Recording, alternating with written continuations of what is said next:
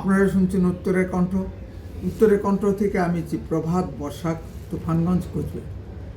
মাননীয় মমতা ব্যানার্জি শেষ পর্যন্ত মহান ভাগবতজির প্রকাশ্য সমাবেশ আটকাতে ব্যর্থ হলেন। মাননীয় মোহন ভাগবতজি 11 দিনের বঙ্গ প্রবাসে এসেছে। এই 11 দিনে তার ঠাসা কর্মসূচি আছে।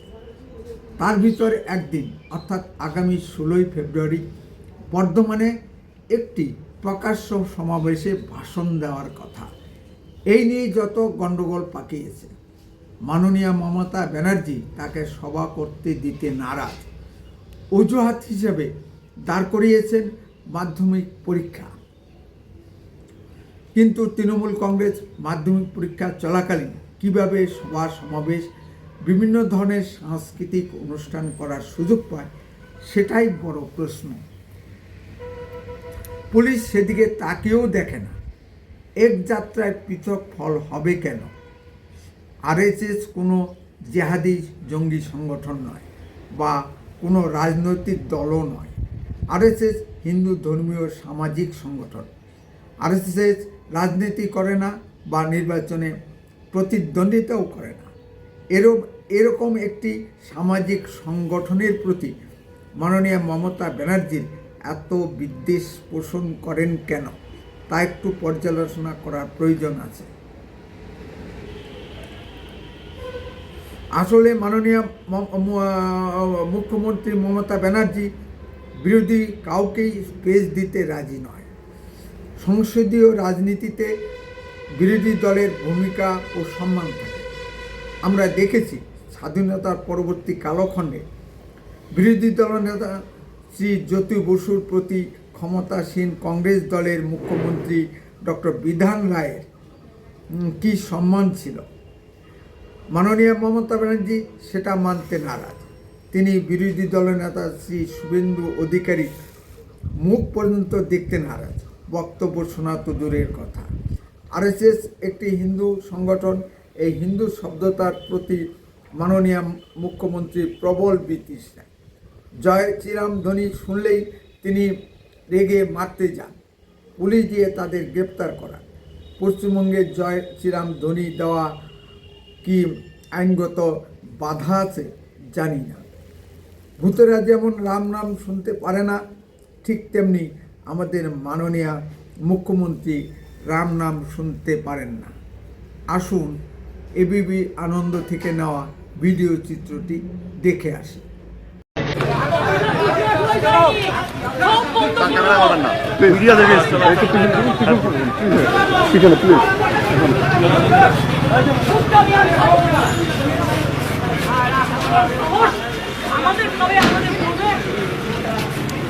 কি ভিসিয়া তুলছো?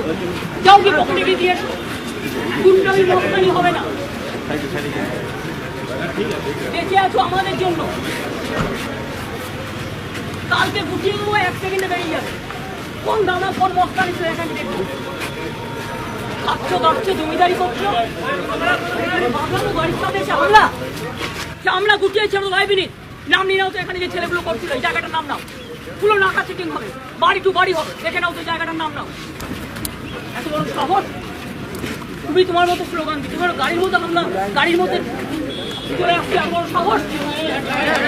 বাংলা খালি গুজরাট না, মাথায় রেখো। বাংলা গুজরাট।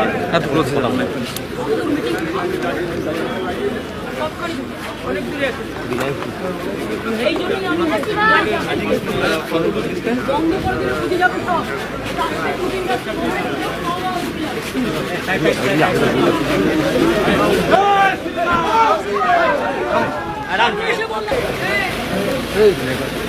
সামনে গাড় করে রাখো।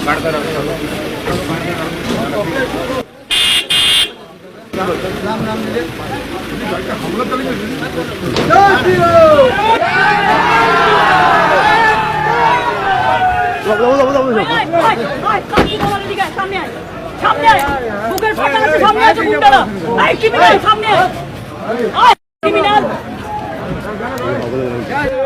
ভদ্রতার একটা লিমিট আছে। আমি আমার গাড়ি রাস্তা দিয়ে যাচ্ছি, সাহস কত বড় বিজেপির ফ্যাক্টরি বেঁধে আমাকে গালাগালি দিচ্ছে দাঁড়িয়ে। তোমরা কি ভাবো এদের আমরা যত্ন করে রেখে দিচ্ছি? বাইরের outsiders, they are not Bengal local people.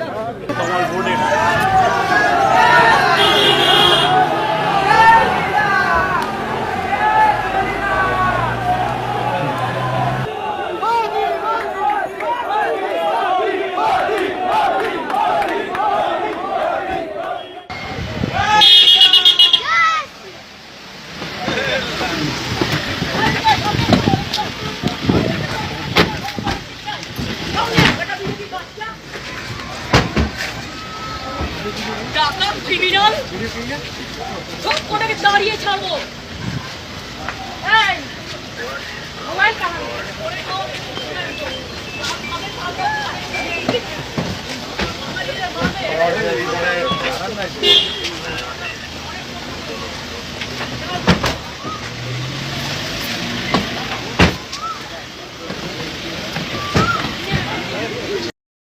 RSS প্রধান শ্রী মোহন ভাগবতজির বক্তব্যে হয়তো অবৈধ বাংলাদেশি মুসলিম অনুপ্রবেশ, রোহিঙ্গা মুসলিম অনুপ্রবেশ ও বাংলাদেশের সম্পত্তি হিন্দু নির্যাতনের বিষয়টি প্রাধান্য পাবে, কিন্তু মাননীয় মমতা ব্যানার্জির পার্মানেন্ট ভোট ব্যাংক হল এই বাংলাদেশের মুসলিম অনুপ্রবেশকারীরা। বাংলাদেশি মুসলিম অনুপ্রবেশ পশ্চিমবঙ্গের সমাজ ও সংস্কৃতিতে কী প্রভাব ফেলছে তা প্রাধান্য পাবে।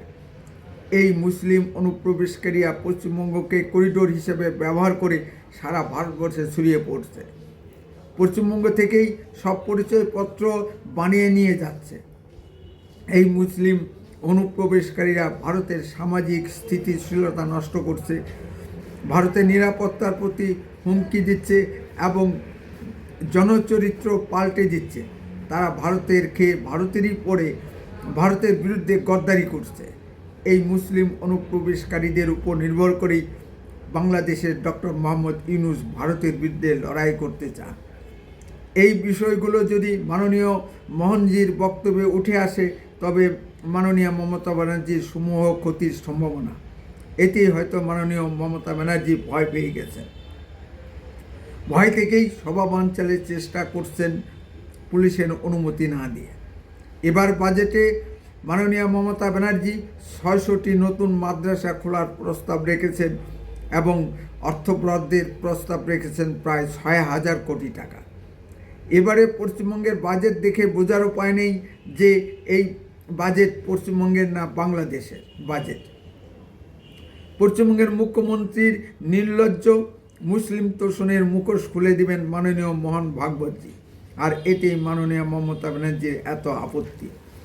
বাংলাদেশের চলমান হিন্দু সম্প্রদায়ের উপর নির্যাতনের বিষয়টি এপারের হিন্দু বাঙালিদের ভিতর প্রচণ্ড প্রতিক্রিয়া সৃষ্টি করেছে। হিন্দু বাঙালিরা বিষয়টি মেনে নিতে পারছেন না। মাননীয় মোহনজির বক্তব্যে যদি বিষয়টি উঠে আসে তবে পশ্চিমবঙ্গের জনমানুষের ভীষণ প্রভাব ফেলে দেবে। মাননীয় চিন্ময় প্রভুর বিনা কারণে গ্রেপ্তারি এপারে হিন্দু বাঙালিরা সহ্য করতে পারছেন না।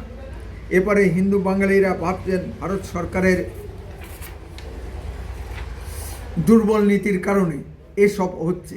শ্রীমতী ইন্দিরা গান্ধী মতো বর্তমান ভারতের প্রধানমন্ত্রী মোদিজি কঠোর পদক্ষেপ নিতে ব্যর্থ হচ্ছেন। বাংলাদেশের মতো একটি ছোট্ট দেশ যাদের ভারতের দয়া ও ভিক্ষার উপর নির্ভর করে চলতে হয়, তাদের আস্ফলন দেখে কাহাতক এপারের হিন্দু বাঙালিদের সহ্য হয়। এই সকল বিষয়ে যদি মাননীয় মোহনজির বক্তব্যে চলে আসে, তাই ভীত সন্ত্রস্ত হয়ে মাননীয় মোহন ভাগবতজির সভা আটকানোর মরিয়া চেষ্টা চালাচ্ছে। মাননীয় মুখ্যমন্ত্রী স্বাভাবিক নিয়মে বিরোধী কাউকেই সভা করার অনুমতি দেন না। হাইকোর্টের আদেশ নিয়ে সভা করতে হয়। স্বাভাবিকভাবেই আরএসএসে কলকাতা হাইকোর্টে গিয়েছিল।